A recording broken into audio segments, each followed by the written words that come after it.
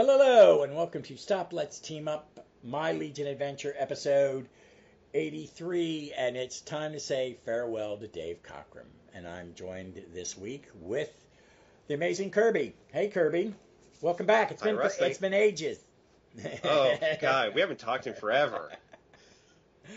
So we're going to be covering 201 and 202. One reason I picked Kirby to come on for these specific two episodes is, one, we're saying goodbye to his first favorite. Was that your first? Yeah, Bouncing Boy is 1A of my favorite Legionnaires, so we said goodbye to him last time, and we're now starting with favorite Legionnaire 1B, Wildfire. Yes, and this issue has two short stories, so we're just going to kind of talk overview, but go through them real quick.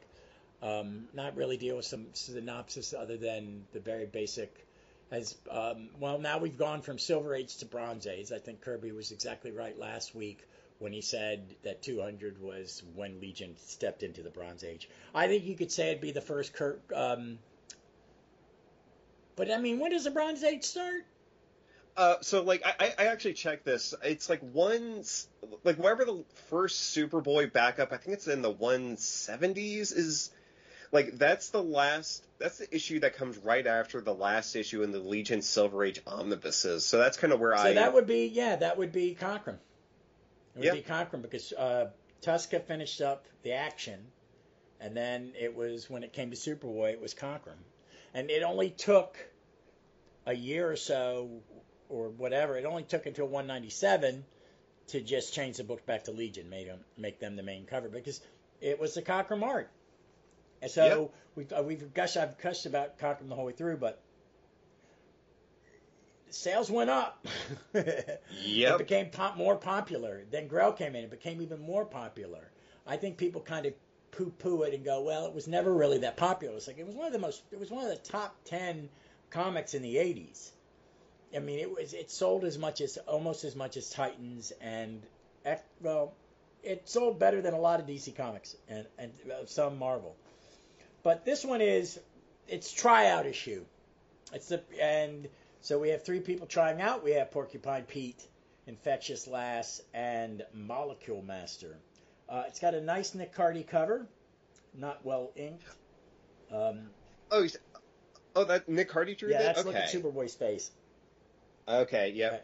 But I actually do really at least like kind of the lighting and shading of it. Just of the atom that's producing all the light. Oh, yeah. And the posing. So I do like that aspect at least. Oh, yeah. But they're in the garden chatting about which one of them will become a member. We see the outside of the headquarters, and we see the energy that we now know is Wildfire because they put him on the damn cover. Yep. And if that didn't convince you enough, hey, we're going to just do a quick recap of his first appearance, but we're going to redraw Colossal Boy from his awful blue and tan costume to his the mini shorts on. Yeah, with the Daisy Dukes. It was a mistake. And they corrected it here, and now he's in his classic blue and red. I do love this costume. I do don't too. understand it's his the best bird look. wings on his. Neither do I, but I can roll with it. It's just Cockrum, but it's great. We get to see it. We see the energy going for the costume, but he can't get the Wildfire's costume because of a force field. Yeah, and at the last panel, page 4, they do a really good job of kind of showing the back of the rejection of him hitting the force field and bouncing back on him. I know, and we get to see just. Yeah. But it's mixed. Him trying to get his costumes mixed in with the tryouts. Porcupine Pete just shoots quills, and they're like, "You're rejected." Superboy's really rude about it. Yeah, but to Cockrum's credit, throughout the rest of the tryout scenes in the tryout room, you see the quills just covering everything throughout, and that is an awesome touch. I feel. Oh yeah. Most other artists would not have. They wouldn't have done it. Yep. The energy, the energy that is Drake Burroughs tries to get into Cosmic Boy, but is he trying to take control? Yeah, dude, wait a minute. You blow shit up when you throw your energy. I don't think that's the way it works, man. Yeah, Dead Man he is not, and Matter matter cannot exist, Captain. I know, it's weird. Also, is this the first time we've seen Starboy? Infectious Lab's going to try out, so she needs something to spar with. They send Starboy, and she gives him the shits. Yeah, she makes him poop his pants. But is this is the first time we see that costume, the Starfield costume, because it has the little regular star on the left breast side of his chest. Oh, nice. Yeah, and this is going to be Starboy's best costume really for next 25 years, 15 years, 20. It's the. I can't imagine how they drew and inked this month after month. I think they found a different way to do it because that looks really hard. Yep. And with Infectious Last, the snot running along down her arms and whatnot, is that the first time we've seen that look on her? I can't remember from the. Yeah. Okay. Yeah, I think it's really funny that it looks like boogers. Yep. But she's kicked out. What I like this is we're hearing what Drake's saying, and what I like is he stopped trying to take over Cosmic Boy, but he goes, thwarted again. Really, Drake? You said thwarted? Yeah, they're still figuring out his voice a little bit. Yeah. But there's absolutely no way I can manipulate Cosmic Boy or any other Legion for that matter because of the flight rings all members wear. Okay, no, it's because you're just a ball of energy. That's energy can't what? Well, wait a minute, it's a comic. But we get to see Molecule Master's thing. They love him. The problem is when Wildfire tries to go into him, he discovers that it's a robot programmed to steal the Miracle Machine. Which, oh my god, for a robot that only shows up for 3 panels, it is amazingly detailed.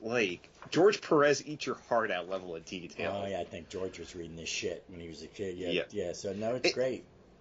And even Molecule Master's human disguise is a pretty cool look that I'm surprised they never really kind of went back to. Yeah, I don't, it's a good costume. Yeah. But he gets accepted as a probationary member. He starts to make everybody sick, aghast, and that's when we get to see Wildfire. He's finally gotten back into his costume. Yes, and then we find out he's learned, I just don't just shoot it, I can control it. Yep. If I could own the art of page 12, I would be a very happy man. He uses his foot to blow smash the robot's brain. I love it because it's a fatal mistake, Android. You forget, I myself am composed of pure energy. If anybody doing any feeding around here, it's me. By absorbing the raw energy of your super atom, I've become even more powerful than before.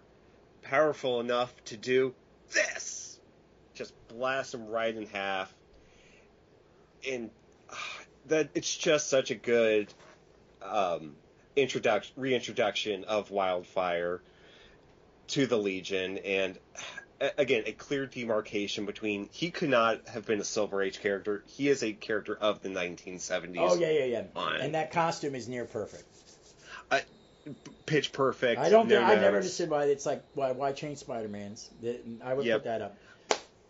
All right. We didn't even give the credits on that one. That story is called The Betrayer from the Beyond. It's Bates Cockrum. He's been reprinted 3 times at least. Tales of the Legion 343 1987. Okay, must have been a backup. Legion of Superheroes Archives 10 and Showcase 5. Again, almost everybody's in it. It's Cockrum. It doesn't. He's it's before Prez. It's I'm gonna draw as many superheroes in a single issue as I can. Yep. There is one bit that I want to get your opinion, Ross. So Wildfire couldn't get into his own costume. Okay. But he was able to get into the Miracle Machine? The Miracle Machine, which is way more dangerous. I don't know. Come on, think about it. The next time you use the Miracle Machine, they make Matter Eater Lad eat it. Oh, another one of my favorite stories. It's fun, too. One, it's drawn by Starlin. That final panel, man. Wow. And Dave Hunt on him. I don't think he liked Dave Hunt. A lot of people didn't like Dave Hunt, but I thought it looked great. But... Yeah. Please bring me back for that two-parter. No. Oh, God. One reason I kind of want to get through this hump because I want to get on to The next archive is all the Grell stuff, and then I don't know who does 13.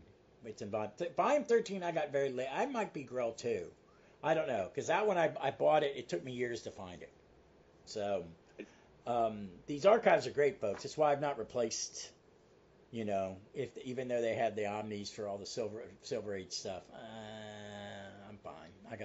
I'm one of those few people that has all 13 Legion, including the bad cover where everything's lined up except number 7, which is a short screwing up show. So this one has a backup feature called Silent Death, and it is basically a Karate Kid. It's a two-hander. What we're seeing in these is these two-handers. You know what I mean? Yeah, no, I actually really like. We don't get this anymore, where it's like, in part, it's because the Legion is such a big team. It's like, okay, let's give the spotlight to some different characters to remind people that they're all here. So, Karate Kid and Dream Girl, a weird team up, but a good team up. Yeah, or for lack of a better phrase. Yeah, and they're just walking down the street and they get mugged by a dude in a blue hoodie and Macho Man Randy Savage in a gnome Texas Ranger outfit. I don't know what that is supposed to be. I don't know. The bell bottoms. I think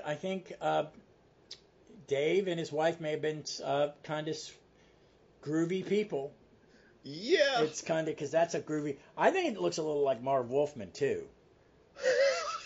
I don't think that's intentional, but all I can think is, why is Marv Wolfman or young J.M. DiMattei showing up in that costume in this comic? I can see it. So, but it is, folks, you got to see it. The guy is wearing purple bell bottoms. He's got a green diaper, like superhero bottom. Then the thing's got the biggest collar in the world, and he's got green gloves and a pointy purple wizard hat. Yeah, it is a choice of a costume design. Yeah, it's them trying to be groovy. But, they stop a robbery. They have a little chit-chat. Because Karate Kid, he's the leader right now, isn't he?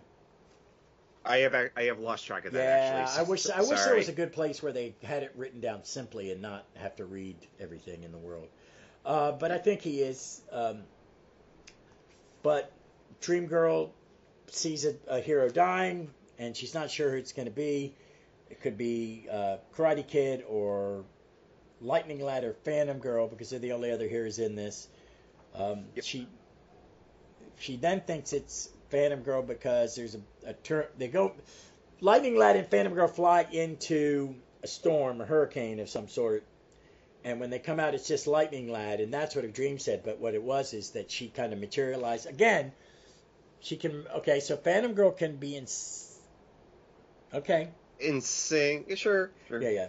But it's pretty good, and it's like any Dream Girl dream. It's only partially right.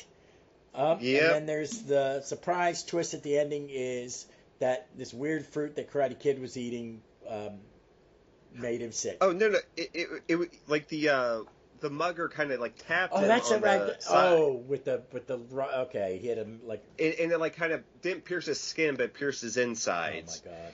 And the story on this is fine, but there are some aspects of the art I really want to talk about here. Mm-hmm.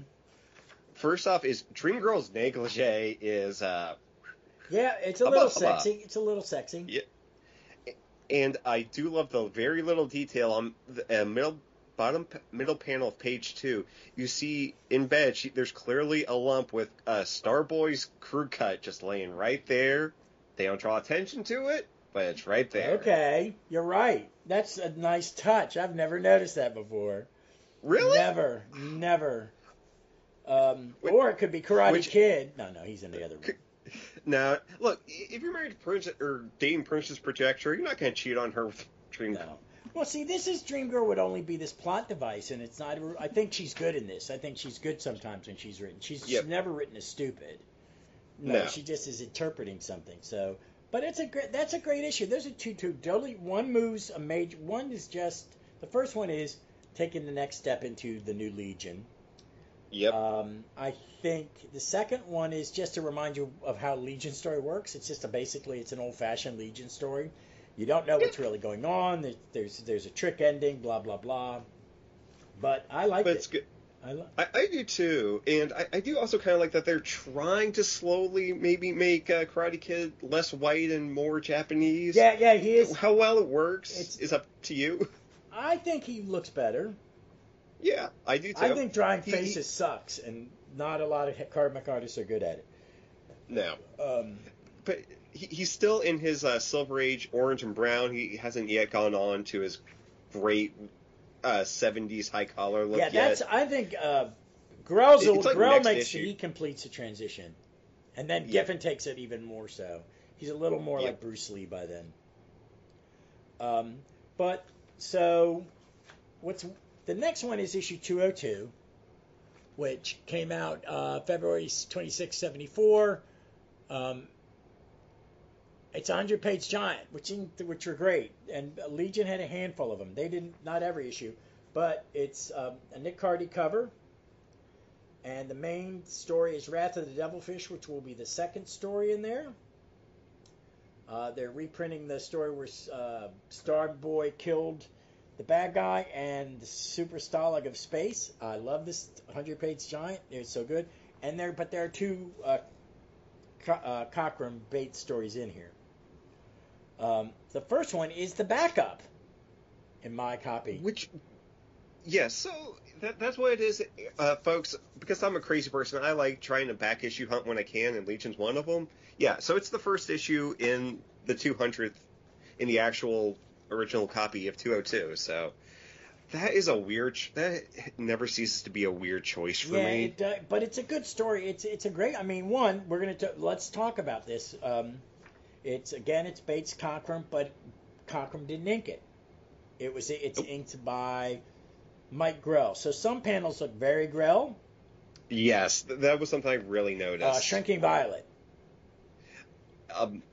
There was something with the way Grell does noses that I really noticed on Colossal Boy. Yeah. As well. Well, I think really between the two of them, they kind of redo Jim, whatever it is. Gim Allen, his design. Because he's got, his hair's different. He's just a little more flashy than the big Boy Scout who turned into a giant. But it's another like little, the ship's done this. We're gonna, there's a little trick and he's been shot with a bullet. That's making and it's like first she thinks he's the problem of why the ship's run out of power. Then he leaves in a spacesuit. An asteroid starts to envelop him for reasons. Yeah. Again, it's only a 6-pager, so you kind of have to just kind of roll with a lot of what they're throwing at you. Yeah. But he gets shot with this bullet, which is causing it, and it was microscopic, so Shrinking Violet has to get it out. And the alien's a great design, even though you only see him in like a single color on a panel. Yeah, but he's got some classic skull and bones all over him. So, you know what? Have some fun with it while you're here. It's great. So, in my volume, it has the Cockrum Legionnaire Lore of the Legion. Yes, it's after. Sorry, I'm flipping through the 100-page giant. It's after all of the Legion reprints. So, Legion Lore, which I think these are all drawn by. They're all Cockrum. They're all Cockrum. That's what I thought. And it's a. Oh, I love this. I do too. It's great. And then the next story is Wildfire joining. And this iconic panel is this. I think this is all Cockrum. Yeah, it is all Cockrum. It's great, and it's a good mix of character costumes. In that panel page, Timberwolf's Browning one, the Cockrum one. Shadowlass's Cockrum costume. Did Cockrum design Saturn Girls? I think so, where she's in the pink bikini, That starts a really bad trend that goes on for decades. It's going to get worse with Cosmic Boy soon, He's just like dressed like Frankenfurter. But it's great. So we get basically a page and some panels on the second page that go, Wildfire's now a member of Legionnaire, and then that 4 heroes that are on a Mission Off-World, Superboy, Mon-El, Light Lass, and my guy ElementLad. This I haven't fallen in love with him yet. I do like this costume. It's Earth War. Okay, I was going to ask. Because he's still kind of ElementLad, but this is a great costume. Yep. He's in this for way longer than I think. Yeah, he's in from here till... it's after Great Darkness. It's during Great Darkness. Oh, is it during? I think he starts wearing the pink maybe at the end of it. Okay. Yeah. Because that's the one I always associate with I like that. But this is still a good costume. This is still a good costume. But they're on a water planet. And this is the last new character that Cockrum created. He could have ended up in the X-Men. Easily. Yeah. So the cruiser's landing on a water platform. There's these weird bubbles. Folks, it's the plot from Fury of the Deep from Doctor Who. Oh my God, you're right. It's a soap bubble. You're 100% right. So, but it's a nice little science fiction story. It's a little deep,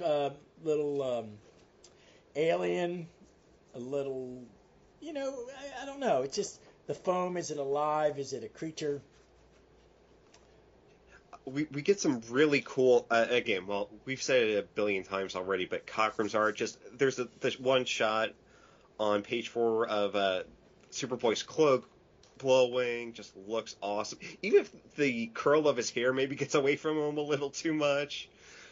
But then we also have the glow in the dark, or the in the dark sequence where his heat rays shooting out, and just the lighting it's so reflection good. looks so cool. Them swimming underwater, the detail that where he actually makes the hair look like how the hair would look underwater. There's a bubble trail, and then you meet the half man, half fish. That is a great character design. Oh, I don't think this one ever comes back. And again, another waste of it. I guess Tellus is kind of similar. I think he could have just made this guy. Well, the thing about Tellus is that he could use his telekinetics to fly, so he doesn't need to be in water, but he did need to have the helmet. Right, but we could have worked around that really quick. Yeah. No, it's great. What is this character's name? I think I thought it was always just Devilfish, or is this Devilfish? That's it. Yeah. It's Devilfish. He'd have been a great Legionnaire. Yeah, I just love it. And then the aliens. Those are fun, some 70s. Oh my! Dr. Seuss. It villains. is. It's thuggish Doctor Who characters in these great white and purple costumes with early interlac. Where do they say interlac? Look at the chest thing. Oh, you're right. Yeah. No, I totally missed that. Yeah, I love it. And ElementLad gets to save the day with the air bubbles that are keeping him trapped by changing them. Yeah, because is he changing the bubbles or is he changing the air around the bubble? Because there's a different kind of air that's keep trying to hurt them. It's a gas and it's surrounding him, and he turns it into oxygen, and the bubbles pop. Gotcha. So, because he's knocked unconscious. And then Mon-El, like an idiot, ties up Devilfish, puts in a telepathic plug, and then you see, whoops. He's not the villain after all. No, it's these aliens in their submarine. But and there's some great action. But we never see Devilfish again.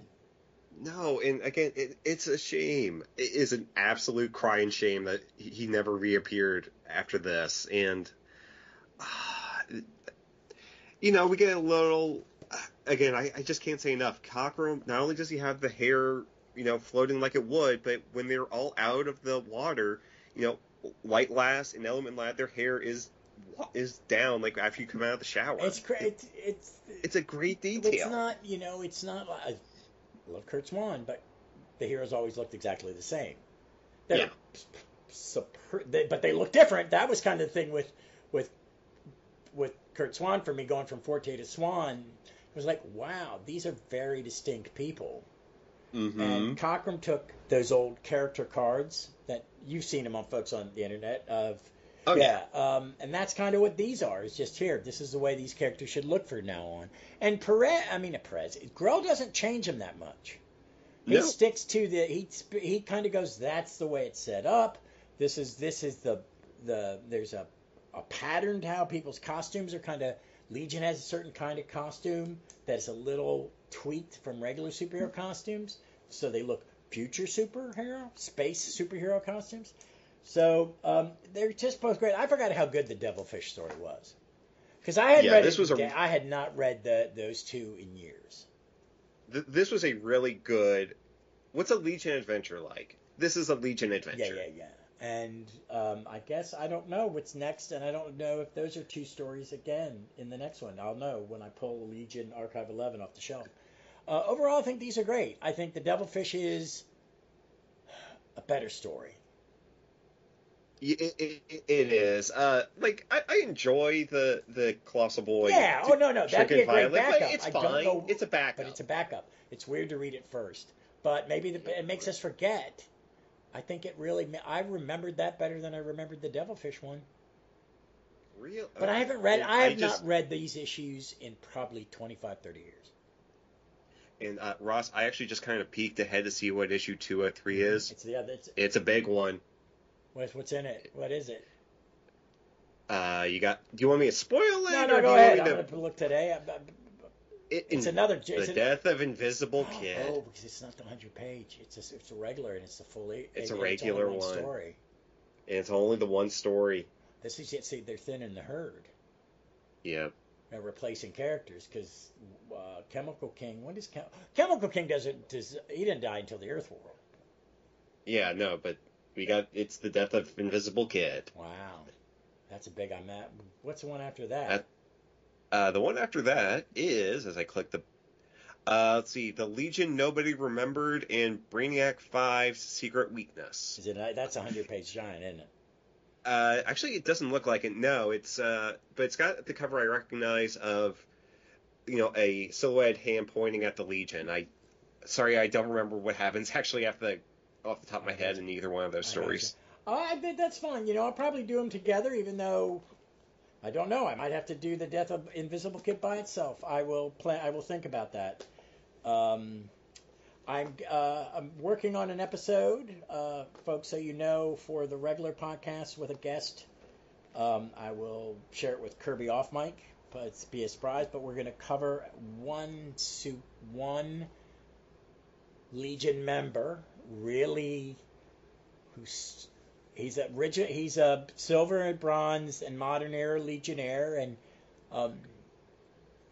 he changes in each iteration of the reboot, and then there's some overlap. It sounded crazy, but we're going to talk about the first version of a Legionnaire that is near and dear to my heart. But it is not my favorite. It's not ElementLad. It is another hero that really deserves a lot of talk. I had someone shit talk him on that he was a dull character on the interwebs, and I didn't know he would. They're not wrong, but I think he's misunderstood. So me and the guests are going to talk the history of that Legionnaire. So I'm excited. Ooh. Yes, excited. And actually, the guest is doing a lot of research, and I'm going to start doing mine soon because I'd like to when he's ready to do it. It's down the road, folks. We're working on it, but it's going to be a big one. I also want to announce why I got Kirby on. Kirby was gracious enough to give me his second copy of Showcase 100, and you folks have heard me talk about it. You heard me gush about it when Paul Cooperberg, one of the writers, it's written by Paul Cooperberg and Paul Levitz, and it's the anniversary issue, and it's really an amazing comic. It pisses me off that it's not on the app. It is, you only can own it in that form. It is a precursor to many comic events. Yep. I think it is far more important than you think, because I think every time you see Crisis or Infinite Crisis, and let me just read the damn ones that I can see from where I'm sitting in my DC 1 million and all that, it really comes. I feel it comes from this issue, but there are a lot of it's got a cast of thousands. It is. I read it, and I forgot how densely packed it is. It's thick, and it's not that big an issue. It's just a double size. It's not even. Is it a double size? I don't even think it's double size. I just think it's how they wrote them back then, and it's Levitt and Cooperberg. Yeah. So it definitely feels more like I think it feels more like a Cooperberg story, but I can With so many characters, I think you needed people that knew all of them. Because basically everybody who appeared in Showcase between 1 and 95. Because I don't think Power Girl. Yeah, Power Girl. Because when they brought this back, Power Girl. She was on Earth too. Yeah, still. well, but they didn't do any. She was the first character, and then some. I don't know. The book had been canceled. They brought it back. It was Hawkman. Any character appeared in this iteration of when they brought, because they brought it back with the same numbering, just where they stopped. And so it's anybody who appeared in it from the first issue until the last issue before it was canceled appears in this. And that's the criteria. That would be a Tom King miniseries. Yep. You know, I'm only going to use the people that appeared in this comic in a story and make it work. I mean, with Danger Street, it took him 12 issues, and I'm glad it took him 12 issues. But these people did it in one. It's a stunt plot in a way. You know, you have to use everybody that has appeared in Showcase. It's crazy. I'm looking forward to talking about it. But I also want to do some homework because there are a lot of characters. I kind of want to at least mention each one of them and say, hey, they were around for this. But some of them are obscure as shit.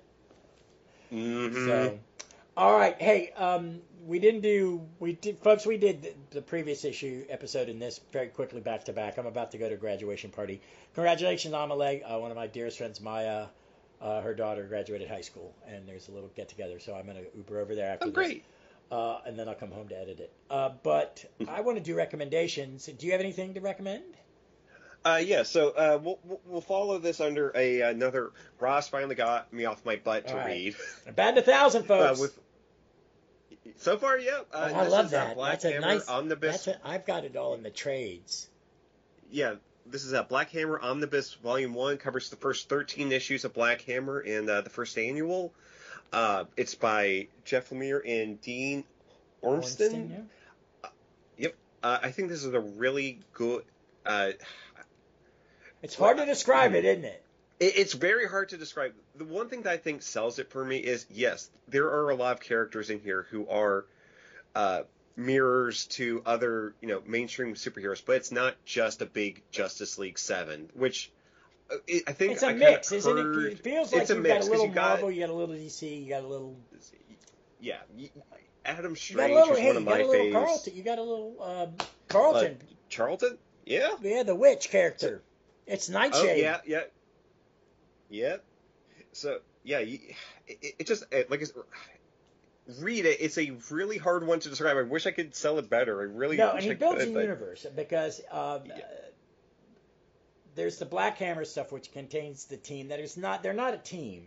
It's just the title of, basically it starts after a big cosmic event of all the superheroes in a universe. Right. And something happens, and the survivors of the battle are trapped somewhere. And it's very weird. It changes, though, man. When you get to it, that's just the first run. But then you get Dr. Andromeda. I'll use the new name. Who he does appear in this, and it's like, oh, he looks like James Robinson. He's named James Robinson. There's a costume in a case that looks like Ted's costume. I have my original, because I have the original trade. I wish I still had the original issues. I wish I'd kept them. I did sell them. But it was originally Dr. Star, and then something happened, and then I got him he was at GalaxyCon a couple years in a row, and I got one trade covered, and then the second time I went, I got that and had him sign it, and I said, something happened, didn't it? And he just kind of smiled, yeah, something happened. Then he signed something happened inside it, and signed it with always Dr. Star Forever. So I have that. We will be covering Dr. Star, the miniseries on Opal City Confidential. It deserves to be covered. Because the world of that stuff, if you're going to keep buying that, the Black Hammer will be its own series of omnibuses, and the other stuff will all be reprinted in the world of. And there's some stuff like Skulldigger. Oh my God. Barbellin, which is, I think, a great comic book about being queer. I don't think it's as good as it could be, but because I'm judging it as a very old straight guy. Colonel Cosmos, is Trippy Dippy. He's got a couple miniseries. There's a World War II. There's a Blackhawk amalgam. Is that what we're going to call it, or homage? But it is all African American, and they're called the Black Hammers 45. Black Hammer 45. It's a squadron of African American piloted Tuskegee Airmen called the Black Hammers. It is a lot of people complained about the art. It was very the art on this is, I like it, but it is not traditional, 100% traditional superhero art. Ormstein is different, but some of the stuff is drawn. I don't know, folks. I've read a lot of Lemire drawing stuff like Sweet Tooth. He has a very unique style, which I like, but it is not mainstream. No, and I think Ormstrom's art, it feels like Dark Horse art, and I don't know a better way to explain it. It is. It's a Dark Horse comic. It's a perfect Yeah. publisher for it. It's great. I'm glad you loved it. I mean, I'm waiting for the to miss. I haven't missed yet, I don't think. That'll be an interesting episode when it finally happens. I know. I'm be careful now. But I want to recommend. It's on Max. It was on Netflix. Jeff Goddard, who has been covering the new Doctor Who with me on Gallifrey's Most Wanted, recommended it. It is an animated 12-episode science fiction epic called Scavenger's Reign. It is incredibly. It is absolutely. It's beautiful. It is beautiful. It's kind of simple. It is Mobius-esque. It has got a full cast. Everybody's got this journey. It is trippy dippy science, high concept science fiction, but still episodic television because characters get brought in, things change. They're only 25-minute episodes. It is so densely packed. Me and Ken, my buddy Ken, who comes over and watches stuff with me, I've only watched it with him. So if we have had to stop in the middle of an episode one day and I've stopped and not finished watching it. We're going to watch it together. He came over Friday. Normally only comes over for about 2 episodes of a show. We watched all the way up. We watched like 4. Yeah. Okay. I'm going to finish the season of The Wire that I'm on, and then I think I'll jump to that for a little break. Have you taken a peek at it yet? No, I have heard of this show. It's so fucked up. You had me on Mobius inspired or whatever. Oh my god, it's Mobius meets anime. It's definitely an anime. It's definitely we have 2 generations of fans, I think, of comics a lot of their comics came from manga and not from manga and not from mainstream. I'm kind of an outlier, honestly, of my generation. Yeah, you are. But there's stuff of it I like and there's stuff of it I don't like. But the great thing about manga is there's something for everybody. Yep. They're way more diverse in their storytelling. I had sold pretty much all my Lone Wolf and Cubs. Someday, if they ever put them out in a bigger, oversized hardcover or something hardcover, I might recollect them because I think it's one of the greatest comics ever written. Yes, I that's one of the few mangas I have is the Lone Wolf and Cub, but I'm still short 2 omnis, and they're on Amazon, so I'll be picking them up soon. Yeah, I've still got a couple of the little bitty little ones. Yeah. So, but at this point, OCD's taken over for me. No. Those were a little bitch to store the display on a shelf. So, folks, that's it. Thank you again, Kirby. You'll probably be coming. You'll probably be on the next episode. This is the Death of Invisible Kid. Maybe we can convince Jimbo to come in. Oh, that'd be good.